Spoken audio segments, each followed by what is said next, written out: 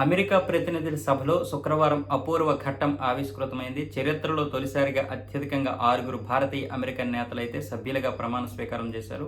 వీరంతా democratic party నుండి ఎన్నికైన వారే. అత్యంత సీనియర్ అయిన అమీ బెరా ఏడోసారి, రో ఖన్నా, రాజా కృష్ణమూర్తి, ప్రమీలా జైపాల్ మూడోసారి ప్రమాణ స్వీకారం చేశారు.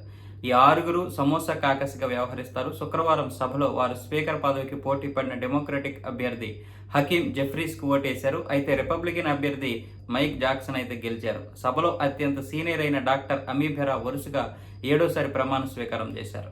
12 ఏళ్లుగా ఆయన సభలో సభ్యుడిగా ఉన్నారు. 59 ఏళ్ల బెరా కాలిఫోర్నియాలోని 7వ కాంగ్రెస్ జిల్లా నుండి ఎన్నికయ్యారు. తొలిసారిగా 12 ఏళ్ల కిందట సభలో ప్రమాణం చేసినప్పుడు నేనొక్కడనే భారతీయ అమెరికన్ను. అప్పటికి అమెరికా చరిత్రలో 3వ వ్యక్తిని.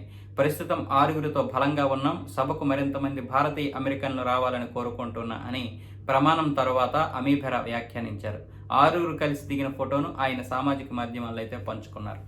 మన వాళ్ళు ఎక్కడికి వెళ్ళినా కూడా వ్యాపారాలతో పాటు రాజకీయ రంగంలో కూడా రాణించడానికి ఇది ఒక ఉదాహరణగా చెప్పొచ్చు. ప్రతి దేశంలో కూడా మన వాళ్ళు ఎంతో కొంత రాజకీయ పరిజ్ఞానం అయితే సంపాదిస్తారు. అంతేకాకుండా రాజకీయాలతో కూడా ముడిపడి వారి జీవితాన్ని అయితే పెనవేసుకుంటాయి.